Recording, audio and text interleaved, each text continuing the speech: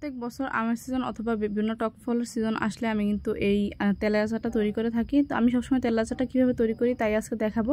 তো এখানে আমি বড় বড় কিছু আম নিয়ে নিলাম। তো আমগুলো কিন্তু আটিসহ ছিল, মানে একদম কাঁচাও না আবার পাকাও না, দেখতে পারতেছেন মানে কাঁচা আম কিন্তু একটু আটি হয়েছিল, মানে আটিটা একটু শক্ত ছিল। তো এখানে আমি 2 প্রকারের আম নিছি। তো এগুলো দিয়ে কিন্তু মিষ্টি আচার হবে। তো আজকে কিন্তু আমি এটার রেসিপি দিব না, আমি যেটা প্রথম দেখালাম ওটার রেসিপি দিব। তো প্রথমে কিন্তু আমি কিছু মানে 5 ফোড়ন একটু টেলে তারপর হচ্ছে গুঁড়ো করে নিলাম, এটা কিন্তু আধা ভাঙ্গা ছিল। আর এখানে কিছু শুকনো মরিচকে টেলে ওইটাকেও আমি আধা ভাঙ্গা করে নিলাম।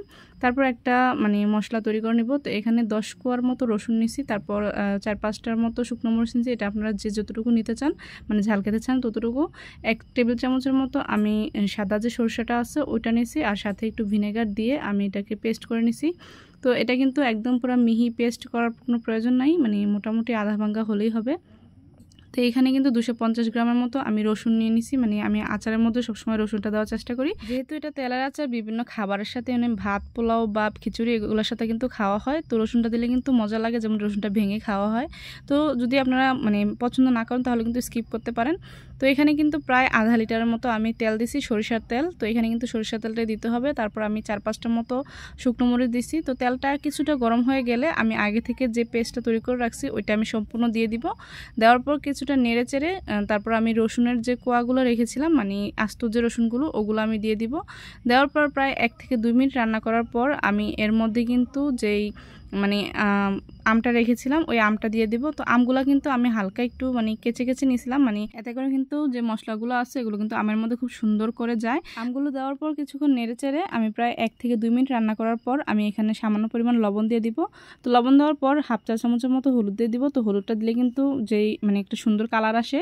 তো হলুদটা দেওয়ার পর কিন্তু আমি কিছুক্ষণ রান্না করে নিচ্ছি। এখানে কিন্তু ঢাকনা দেওয়ার কোনো প্রয়োজন নেই, কারণ ঢাকনা দিলে অনেক সময় দেখা যায় কি ঢাকনা থেকে যে পানিটা পড়ে ওইটার কারণে কিন্তু মানে আচারটা খুব বেশি দিন সংরক্ষণ করা যায় না। মানে এমনিতেও তেলের আচার কোনো সমস্যা নেই, তারপর পানি দিলে কিন্তু পানি না দেওয়াই উত্তম। তো এই আচারটা কিন্তু 2 থেকে 3 বছরও রাখা যাবে, কোনো সমস্যা নেই। তো আমার বাসায় কিন্তু এটা বানানোর পর 6 মাসের মধ্যে শেষ হয়ে যায়।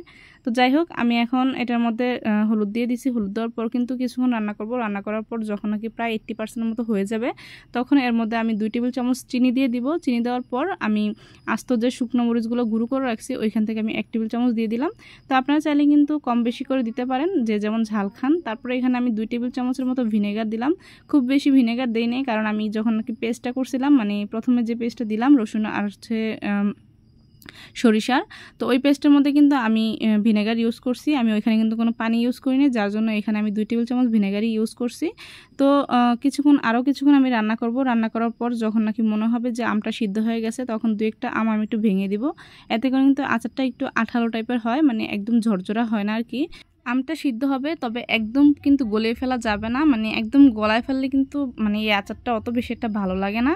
তো এখানে আমি মোটামুটি আমগুলা মানে একটু ভেঙে দেওয়ার পর আমি এখানে চেক করে নিব রসুনটা সিদ্ধ হয়েছে কিনা। এটা কাঁটা চামচ দিয়ে হালকা প্রেস করলে কিন্তু দেখবেন একদম পুরো ভেঙে গেছে। তো তখনই বুঝতে হবে যে আম আর হচ্ছে রসুন সিদ্ধ হয়ে গেছে। এখন মনে হবে যে আচারটা পুরো 100% সিদ্ধ হয়ে গেছে, মানে একদম পুরো কমপ্লিট হয়ে গেছে। সবার শেষে কিন্তু এই 5 ফোড়নটা দিতে হবে। মানে এখানে আমি প্রায় 1 চা চামচ উঁচু করে 5 ফোড়ন দিয়ে দিচ্ছি, ধরা যায় 1 টেবিল চামচ। তো এই 5 ফোড়নটা দিয়ে কিন্তু আমি সাথে সাথে চুলাটা অফ করে দিছি। তো এতে করে কিন্তু দেখা যায় কি আচারের থেকে একটা 5 ফোড়নের স্ট্রং ফ্লেভার আসে। তো এখন আমি হালকা একটু নেড়ে চেড়ে তারপর হচ্ছে আমি আচারটা চুলা থেকে নামিয়ে নিব। তো এই হচ্ছে আমার তেলের আচারটা। বিশ্বাস করেন এটা এত বেশি মজার হয়, মানে এটা কিন্তু মিষ্টি আচার না, এটা একদম তেলে ডুবো থাকে। তো এটা কিন্তু আপনি যে কোনো কিছুর সাথে ভাত অথবা খিচুড়ি অথবা যে কোনো কিছুর সাথে আপনি খেতে পারবেন অনায়াসে।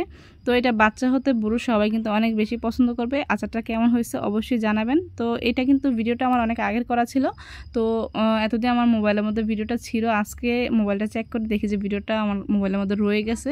তো পরে ভাবলাম কেন না ভিডিওটা আপলোড দেই। পিছনে ফ্রাই প্যানের মধ্যে যে আমটুকু দেখা যাচ্ছে মানে আমের পিউরি, ওইটা দিয়ে কিন্তু আমি আমসত্ত্ব বানাইছিলাম, মানে যে আমসত্ত্বগুলো আমি সেল করতাম আর কি আমের সিজন থাকাকালীন। তো ভিডিওটা কে কে দেখতে চান অবশ্যই কমেন্ট করবেন, তাহলে কিন্তু আমি ভিডিওটা আপলোড দেব।